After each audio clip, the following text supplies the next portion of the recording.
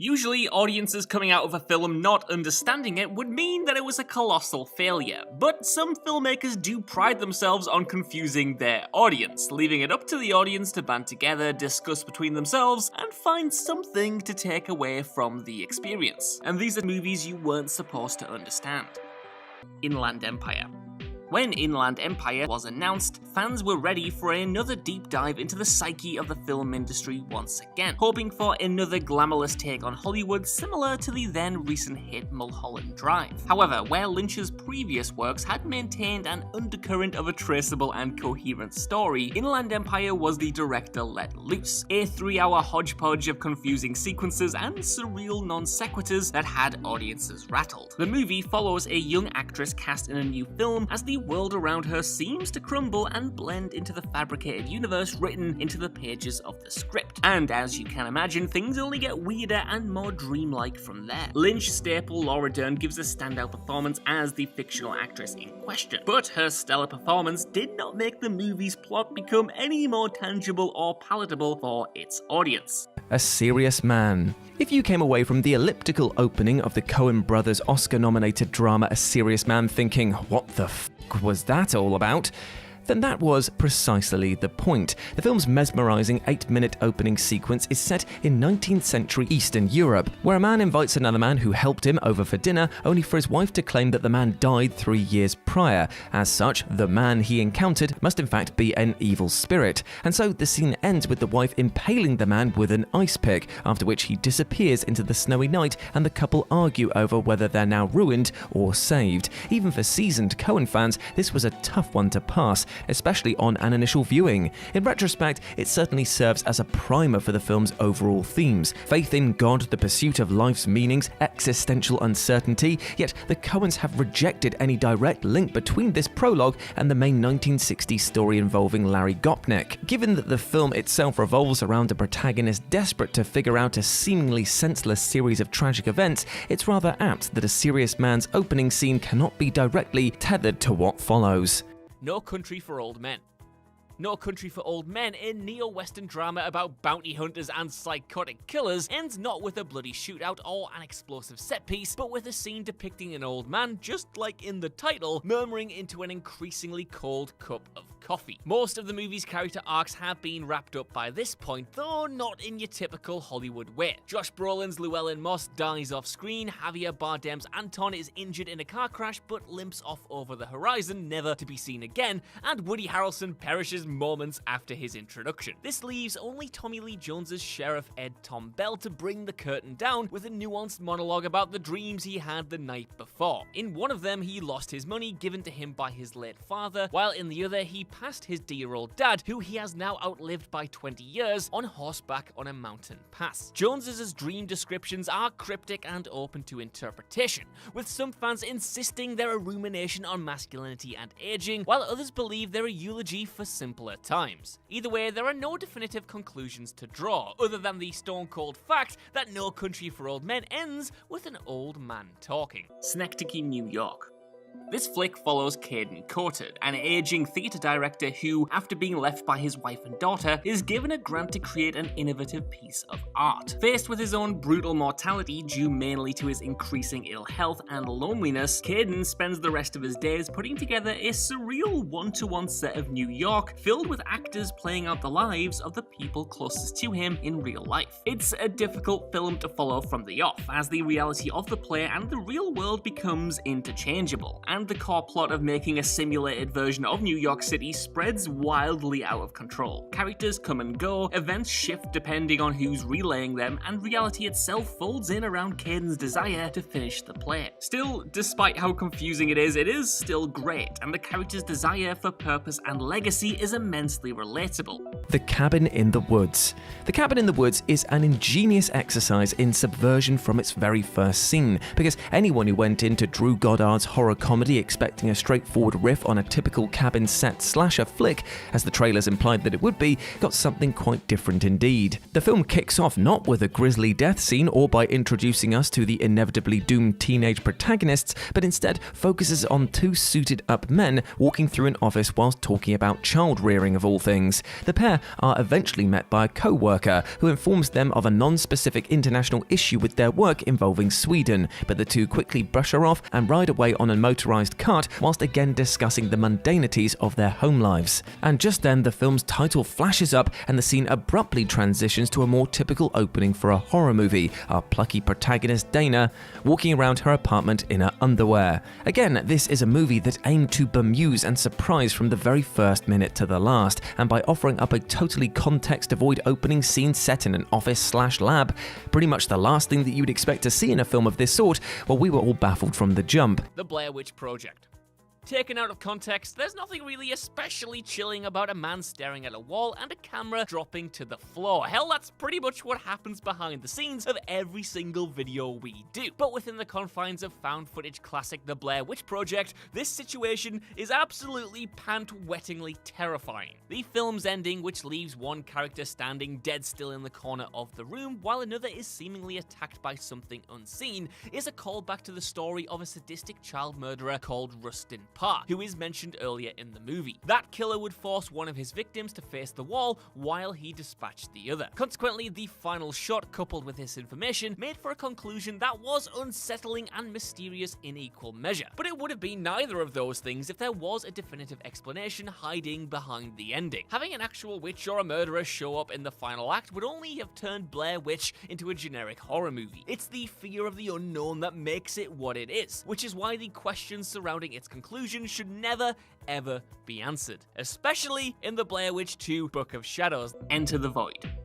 2009's Enter the Void pushed No's abrasive style of filmmaking to the max, delivering a near 3-hour psychedelic trip all about out-of-body experiences. Thankfully, it at least has the courtesy of starting pretty straightforwardly, following a drug dealer in Tokyo who's gunned down by the cops about halfway through. It's in the second half where the movie just goes completely mad, with the character's spirit jumping through time and space, catching brief scenes from the lives of people he knows and people he doesn't. Of course, this is all presented in the weirdest way possible, pushing the drug influences of the film to the max with assaults of music and colour. By the time you get to the finale, which partly takes you inside a vagina during sex, most people will have just given up trying to figure out what's actually happening anymore and give in to the fact that it's pretty much just supposed to be one bad trip. Mulholland Drive.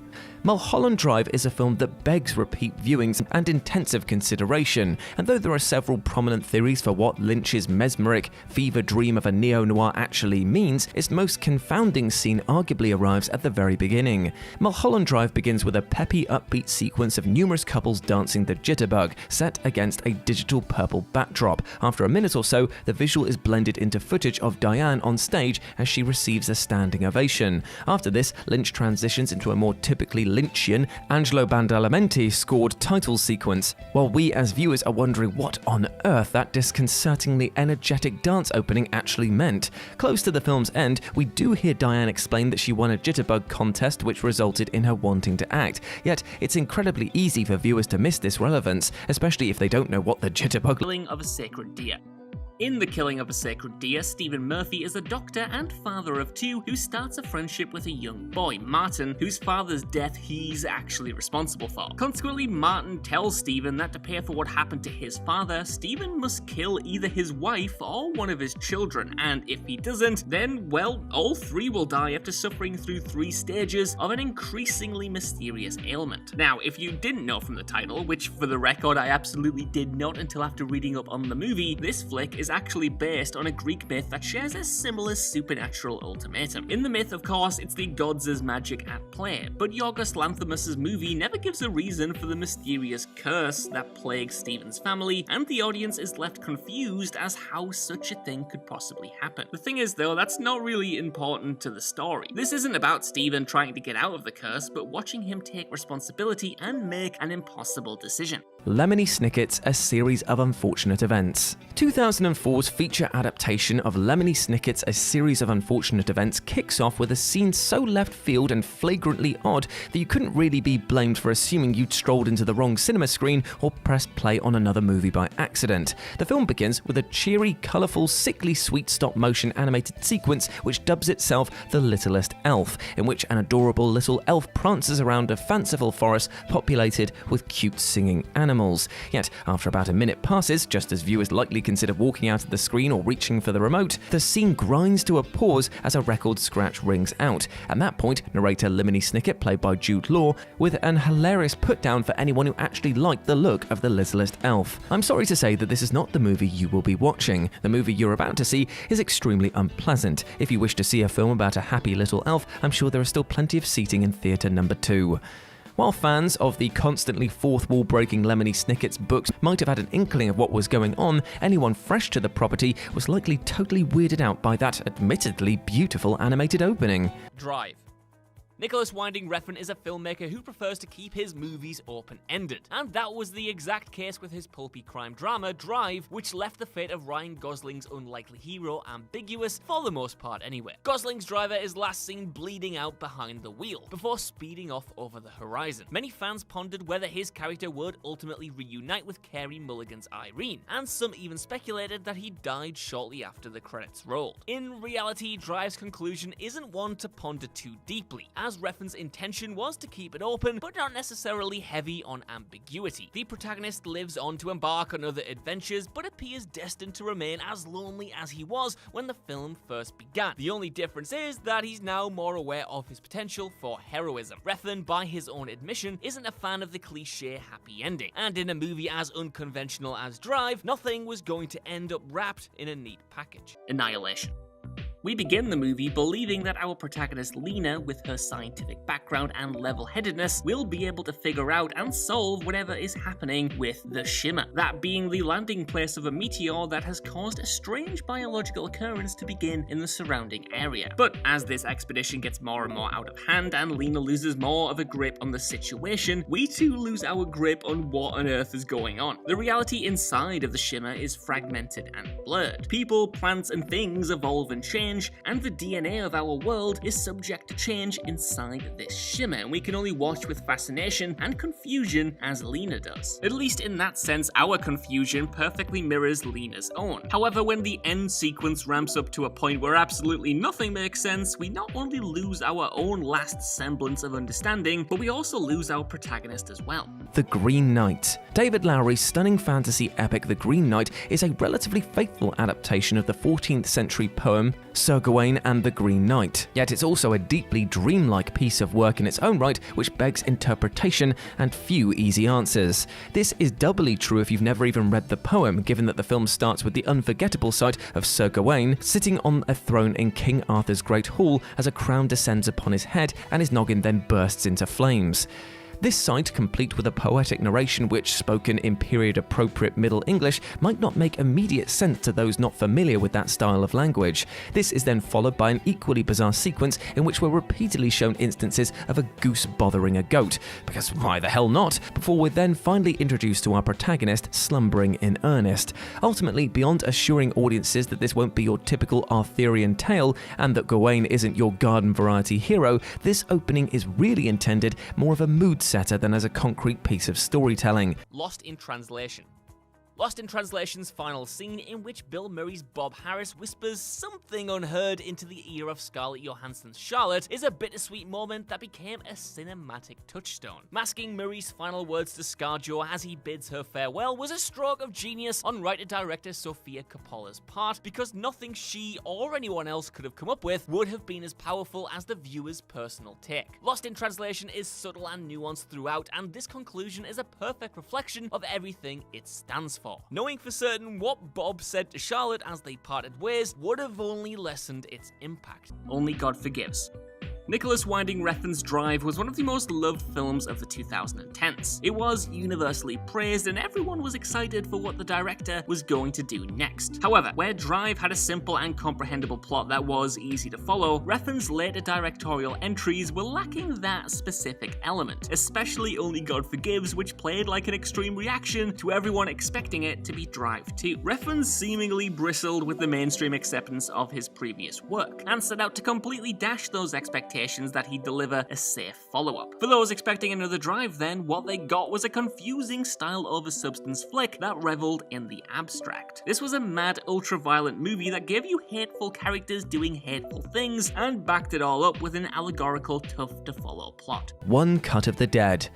One Cut of the Dead received rave reviews from film critics shortly after its premiere, though many reviewers implored audiences to watch it whilst knowing as little as possible about the story or its big sneaky conceit. And so horror fans en masse were baffled by the movie's air quotes opening, an entertaining if undeniably sloppy 35-minute single-take sequence where the cast and crew of a low-budget zombie film are attacked by real zombies. For the bulk of this first act, most everyone's wondering why it received rave reviews and precisely where the hell this is all going, and then the penny drops. At the 35-minute mark, the film's credits roll and we pull back to follow the cast and crew of the film we've just seen as they prepare to shoot the film under massive personal and professional turmoil. The third act then shows the filming from the other perspectives, revealing all of the hilarious, ridiculous behind-the-scenes chaos that took place during the shoot, explaining away some of the more bizarre production quirks in deliciously entertaining fashion. The Wrestler. Darren Aronofsky's The Wrestler is the story of an aging sports professional as he struggles to come to terms with life outside of the ring. But it's also so much more than just that. It's an exploration of one man's unwillingness to leave his youth behind, and an examination of a battle we all must face eventually, growing old. The movie's finale sees Mickey Rourke's Randy the Ram Robinson return to the ring despite his doctor's warning that wrestling again could fatally undo the effects of his recent heart surgery. Before the curtain drops, Randy is seen mustering what little strength he has left to perform his trademark finishing move from the top ropes. The noise of the crowd gradually fades and the camera shifts to a shot of the arena's ceiling, leaving it uncertain whether the protagonist died doing what he loves in the ring. Whether the heart attack Randy appeared to be suffering from killed him or simply ended his flagging wrestling career is unimportant though. The point is that he went out in a blaze of his former glory, and that was as happy an ending as he could have hoped for. Bavarium.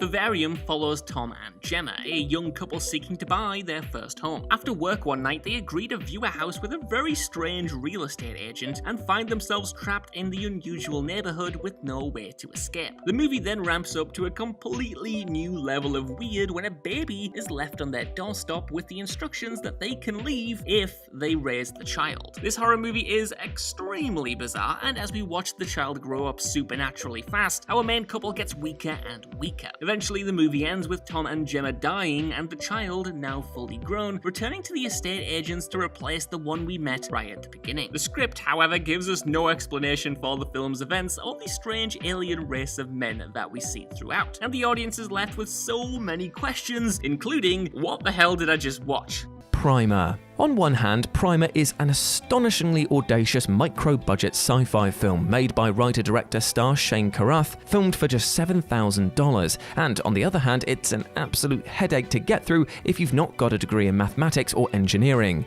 As has made the film polarizing since its 2004 release, Primer refuses to talk down to its audience from minute one. An ambiguous opening narration sets up that protagonists Aaron and Abe are experimenting with something unique, before we then cut to them struggling to launch any of their in-progress tech projects during a tense meeting with their colleagues. We're constantly held at arm's length by the opaque dialogue, such that anyone who hasn't seen the trailer would likely have zero idea that they're actually watching a time travel movie. Old Boy.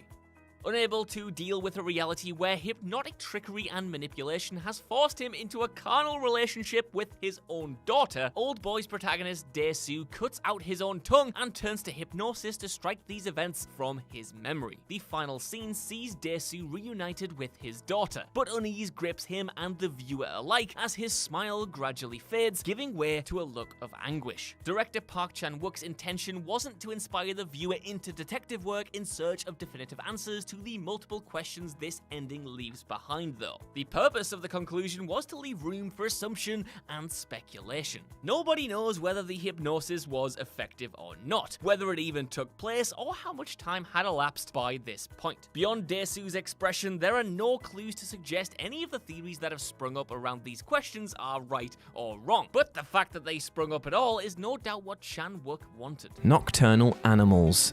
Tom Ford's daring psychological thriller Nocturnal Animals opens with a provocative title sequence that left most everyone scrambling to figure out what it really meant. The credits roll over several minutes of footage of overweight women dancing in the nude, before we then cut to art gallery owner Susan sat observing an exhibit of said overweight women laying down as displays in the gallery. Even so, we've got virtually zero context for the exhibit or why Ford would opt to open his film in such a confronting fashion. It's certainly an eye-catching way to kick things off, albeit one that's inevitably going to baffle as many as it entices. By film's end, the precise meaning of the imagery remains highly ambiguous, yet Ford did offer up his own take on what it was supposed to mean. The whole thing is a bit of a fairy tale, and they're sort of the witches leading you in. They're like the Valkyrie in a sense, casting a spell on the entire film. So there were a lot of different reasons for that sequence, and not least of all, it grabs the audience at the very beginning and gets them into the story. If the title sequence is less about the exact meaning and more concerned with ensuring audiences are paying full attention, well then it certainly succeeds. The Lighthouse.